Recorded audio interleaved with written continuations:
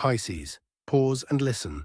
This is not just a forecast, it's an urgent summons from destiny itself, encoded in the movement of the planets. September 19th, 2025. Remember this date. On this day, Saturn, the great karmic teacher, residing in your sign, will demand the impossible of you. Its energy, amplified by a tense aspect with Mars, will force you to confront a truth you've been running from for years. The universe speaks directly. Your soul has outgrown this cage. The fortress of old beliefs, safe yet lifeless scripts that once protected you, has now become your prison. It is time to leave. Yes, it's sad. Saying goodbye to a familiar world is a small death. But it is inevitable, like the changing seasons. And only beyond the threshold of this fortress awaits not emptiness, but your authentic, boundless essence. And you feel it already. Your reality has transformed into a quiet backwater overgrown with duckweed, shrouded in a fog of self-deception. From the outside, all seems calm, but beneath the still surface lies the viscous silt of unfulfilled desires and suppressed instincts. You have masterfully learned to breathe in this environment, convincing yourself that this is stability. But the ocean of your soul is rebelling. Every day you sense a dull, underwater current, a call from the depths that grows louder. This is the voice of your true self, weary of compromises. You are frozen in this timeless void, listening to two voices. One whispers of the safety of familiar silt, the other calls to the storm where true life is born. And this inner schism is Saturn's most agonizing trial. This schism obeys a harsh but just law that Saturn will carve into the tablets of your soul on September 19th. To live in a fog of self-sacrifice, dissolving into others' dramas, is no longer service, but spiritual betrayal.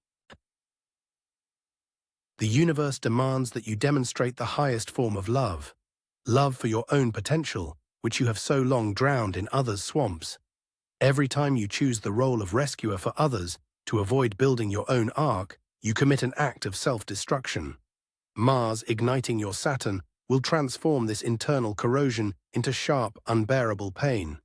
It is time to admit, your boundless empathy has become your curse, because you directed it at everyone except the one person who desperately needs it, yourself. This cosmic push will not come from within. It will come from outside, cloaked in the form of a chance message, a snippet of someone else's conversation, or a letter mistakenly delivered to you.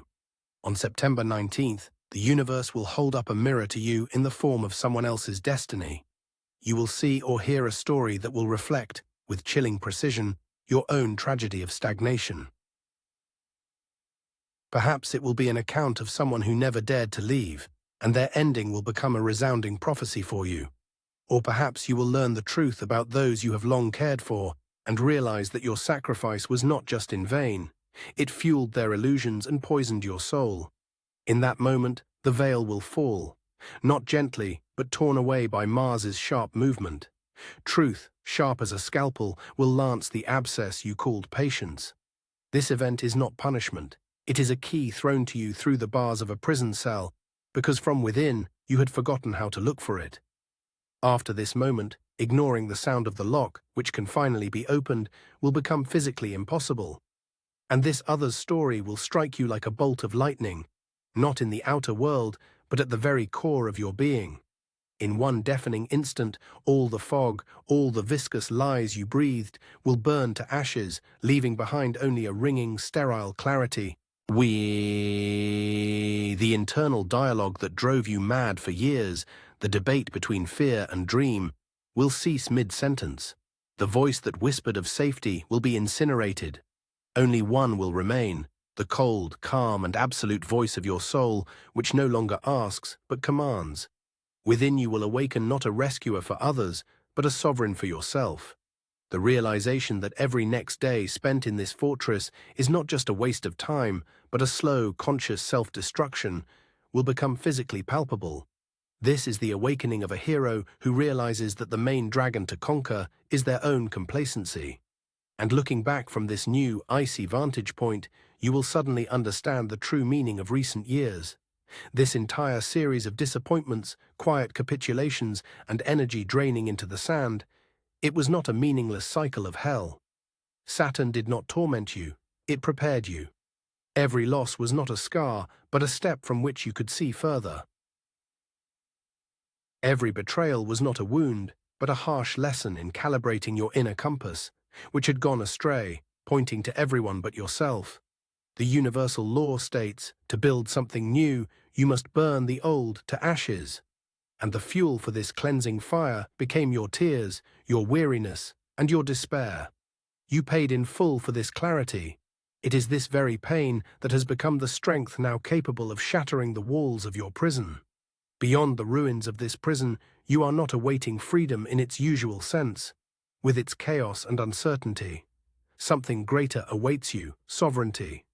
The cosmos will bestow upon you the right and the duty to become the author of your own universe, the very one whose contours you vaguely glimpsed in your boldest dreams. This is Saturn's great promise. It doesn't just release you from the cage, it hands you the keys to the workshop where you yourself will forge the laws of your personal world. You will cease to be a character in others' dramas and become the demiurge of your own. And yes, you will mourn your old world, but these will be tears not for a lost paradise, but for a shed skin that has become too tight. This is a farewell not to life, but to limitation. But as soon as this clarity settles, your mind will launch its final, most desperate counterattack.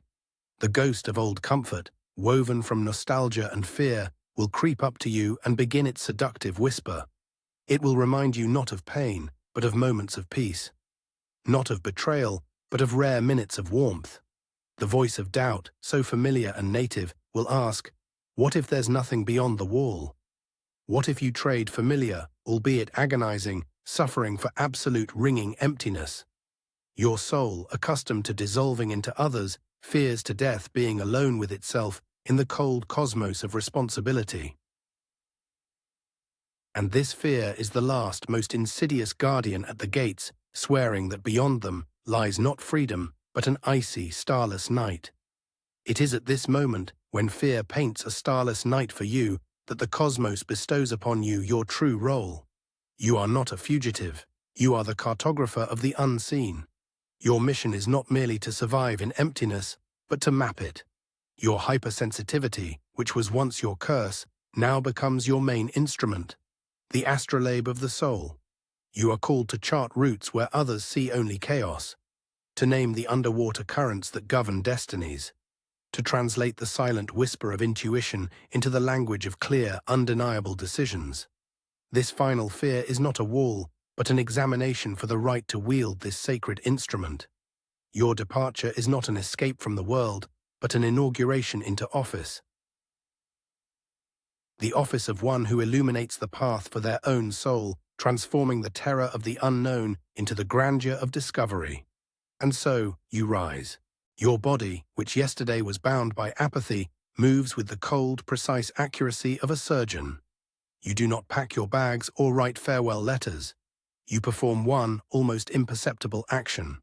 Perhaps you delete the one phone number that was both an anchor and shackles for you. Or you take an old key from a box, a key that will no longer open any door in your future, and calmly drop it into a street drain. This is not a gesture of despair. It is an act of sovereign will.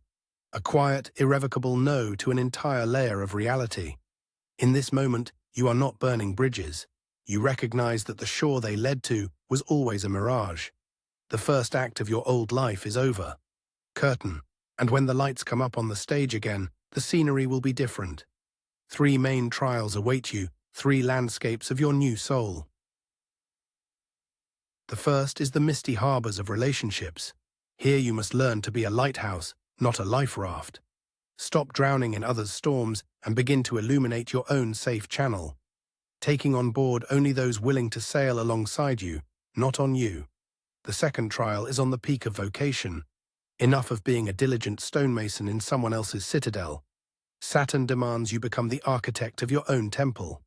The task is not to find a job, but to create a calling where every one of your talents becomes a load-bearing pillar, not small change. And the third is in the stream of personal power, which you mistakenly called finances. Your energy is currency, and you must conduct a ruthless audit. Where do your life forces drain away? The cosmos will close all credit lines for those who sponsor others' illusions and open an unlimited account for building your world. These are not three different fronts. These are three facets of one diamond, your new sovereign reality waiting to be cut. And the first facet of this diamond, the misty harbors, will demand brutal honesty from you. Your empathy has always been a radar tuned to others' pain. You welcomed ghost ships into your port, full of holes and dramatic stories, confusing your duty with their right to your energy. You became their shipyard, their fuel, and their rescue station, until your own dock became a graveyard of others' wreckage. Saturn introduces a new charter. From now on, your main navigational instrument is not sympathy, but resonance. When a new person enters your harbor, forbid yourself from listening to their story. Instead, listen to your body. Does your energy contract or expand? Does calm settle in your soul, or does murky silt rise from the bottom? This is the language of your intuition, the only truth that cannot be faked. A lighthouse doesn't plunge into the waves for every sinking ship. It simply shines. And that light is enough for those seeking the way to find it. But the lighthouse's beam only illuminates the path to the peak of vocation, which you must ascend alone. Here, Saturn will demand the most terrifying thing from you, to betray your dream. Not to abandon it, but to betray its formless, hazy perfection for one single, imperfect, yet real embodiment. You are an ocean of ideas, but you fear digging even one channel to the land. So here is the strategy. Forget the grand plan. Choose one idea, the most vibrant, and perform one utterly mundane, tangible action towards it. Not write a book, but buy a blue pen and a lined notebook. Not open a studio, but register a domain name today before midnight. This first physical step is a pledge of allegiance, given not to the cosmos, but to the earthly plane. It is an anchor cast into reality, which will prove to Saturn that you are ready to build, not just to dwell in the clouds. This first clumsy stone, laid in the foundation, possesses greater magical power than all the castles in the air you've built in your imagination. And this foundation will require the cement you used to give away for free, your personal power. The third trial, the most insidious, will unfold in the stream of your energy, which you naively considered your bank account.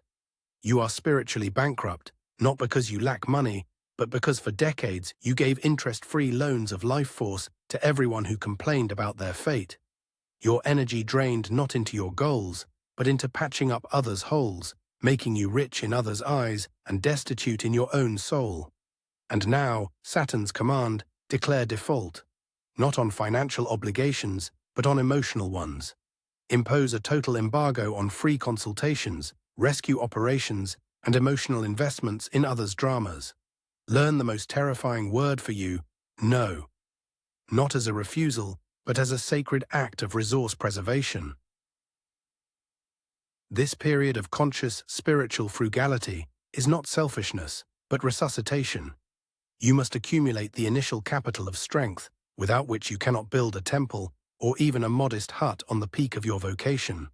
And in this ringing silence, born of your no, the cosmos will send you a guide. This will not be a person demanding your warmth, but a forgotten teaching, a randomly found book, or a formula suddenly sparking in your mind. This ally is not a map, it is a tuning fork. It will not show you the way, but will tune your inner ear so that you yourself begin to hear the music of your destiny through the chaos of the world. It could not have appeared sooner because your ether was completely jammed with others' signals. Only by creating this sacred vacuum did you allow pure knowledge to find you. This is Saturn's reward for the first act of sovereignty. It gives you not a crutch, but a tool for cutting your own diamond. And in your darkest hour, when icy solitude seems an unbearable price for freedom, you will hear the dual whisper of your celestial patrons. Neptune, your ruler of the depths, will say, "Stop fearing the fog. You've forgotten it's your native breath. When you lose your way, don't look for a map. Freeze and feel the current beneath your feet. Your true navigation is not in your eyes, but in your ability to dissolve. Don't try to pierce the darkness, become it." And Jupiter, bestower of faith, will add, "Don't ask the universe for signs. Become the sign yourself. Every step you take into the unknown is an act of creation that ignites a new star in your personal sky. The emptiness before you is not absence, but pure potential. Bless it, and it will become fertile ground. This is the main secret of your new world, not to seek the path, but to forge it by the very fact of your movement, trusting the unseen more than the seen. But precisely in this trust of the unseen lurks your greatest shadow, your most sweet-voiced enemy. This is the siren of escapism, singing a lullaby that true wisdom lies not in building, but in contemplation. She whispers, "Why fight the waves? Dissolve into the ocean. Why chart a path? Become the fog itself." This poison, disguised as higher spirituality, tempts you to remain an eternal poet of potential, but never an architect of reality. She offers you to trade the demiurge's throne for a cozy hammock in a world of dreams.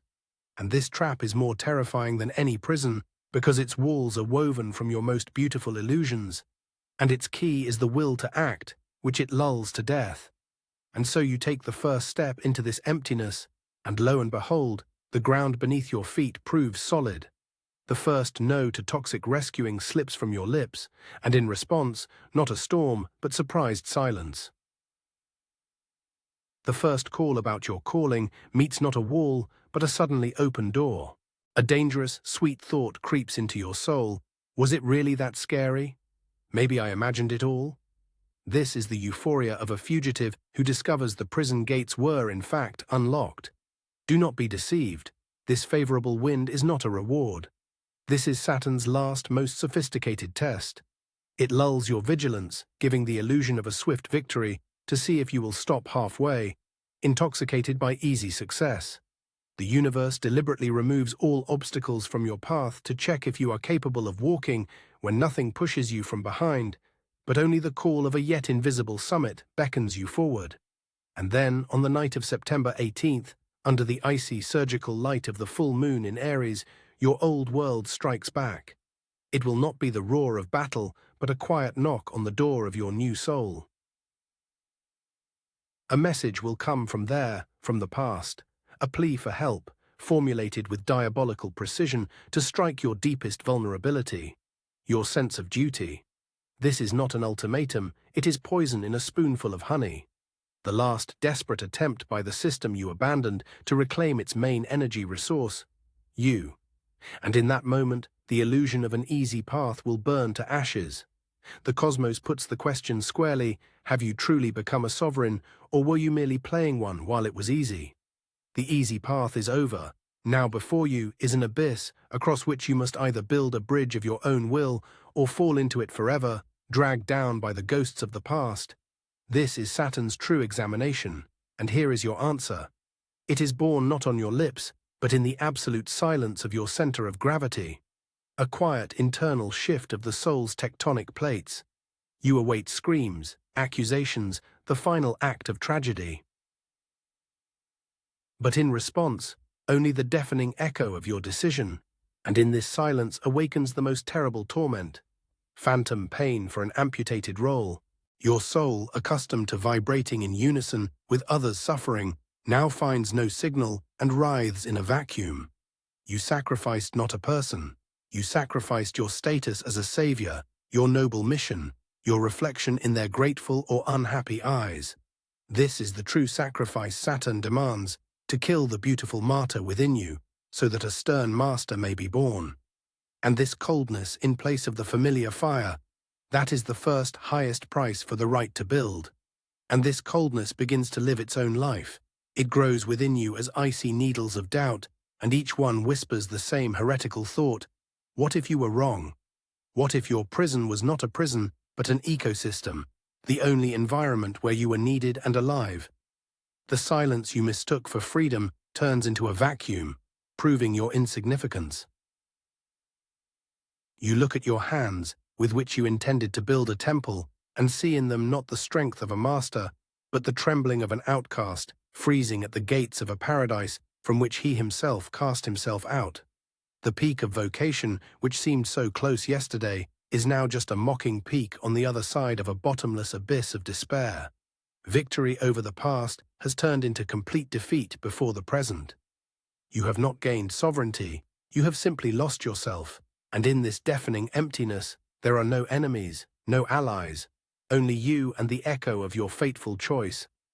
And you begin to search, not for an exit, not for salvation, but at least for pain.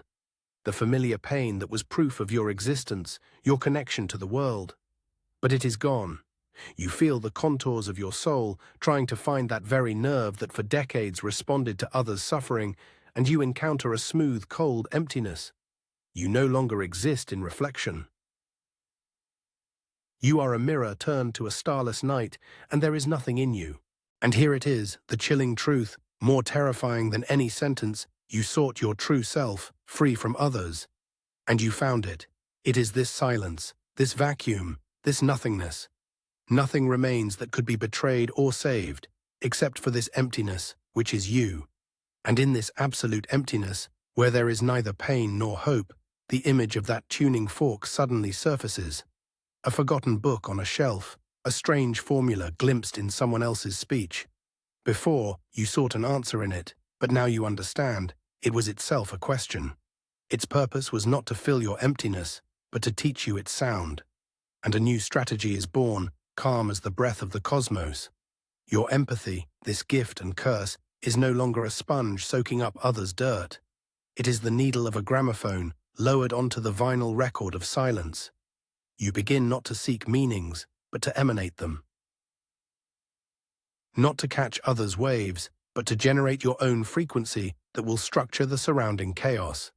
This emptiness is not a sentence, but your canvas. Your new strategy is simple, to stop being an echo and start being the voice that creates that echo in others.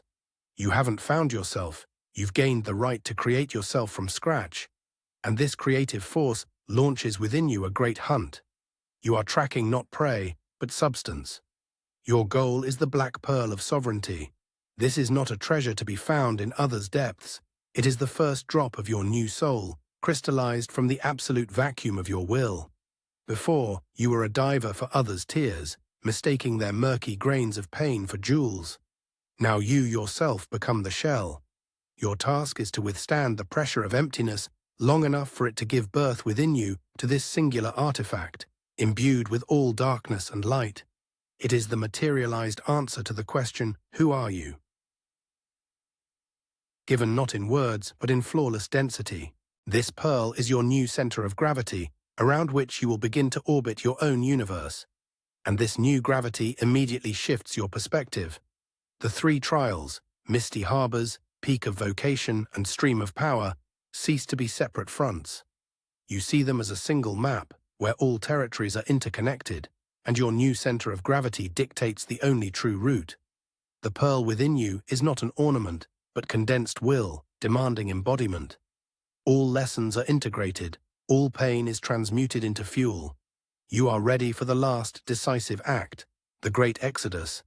This is not merely a departure, it is a conscious migration of your entire reality to a new continent. Fear has been replaced by the cold, diamond-like resolve of a surgeon of your own destiny. You are no longer running from the past. You are making a calculated leap into the only possible future you have charted for yourself. And so before you lie two eternities, two covenants, carved into the tablets of your soul. One is the warmth of fading, a world where you are a sacred artifact, a mourned and revered ghost of yourself. This path promises you peace, the sweetness of noble sacrifice, and the right never to struggle again. It asks only one thing, to remain a beautiful statue on your own tombstone. The other eternity is an icy solar wind.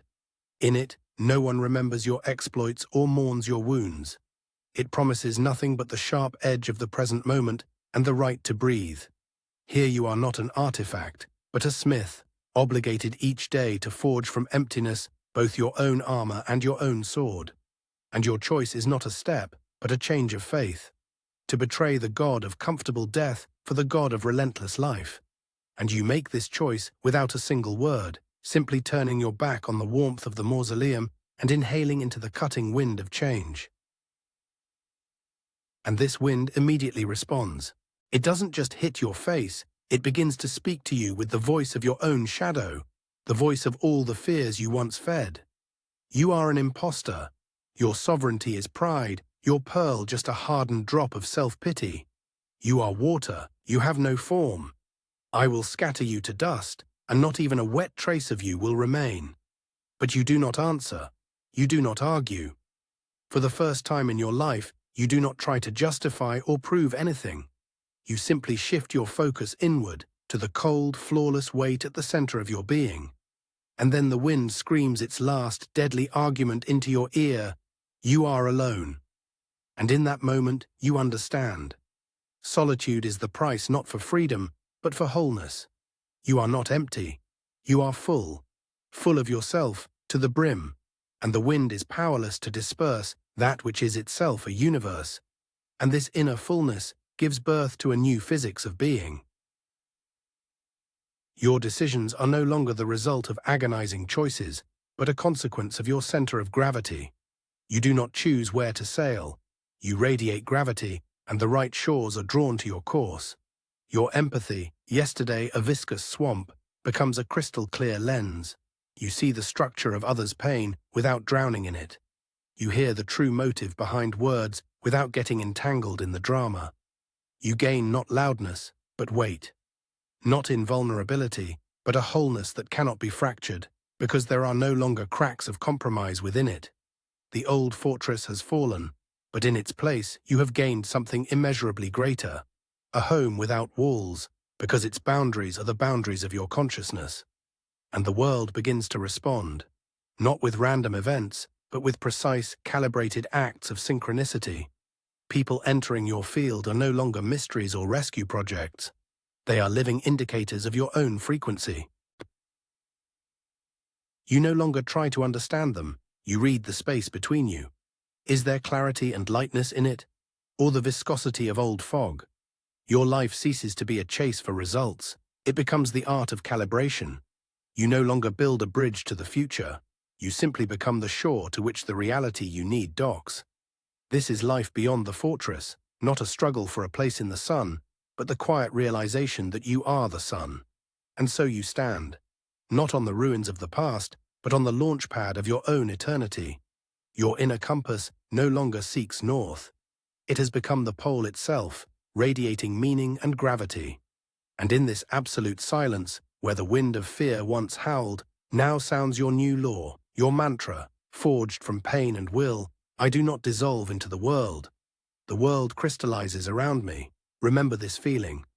September 19th, 2025 was not the end of a story. It was the end of a prologue written by another's hand. The fortress has fallen, and you have stepped out not into icy emptiness, but onto boundless fertile lands, awaiting their demiurge. The great exodus is complete. The great construction only just begins.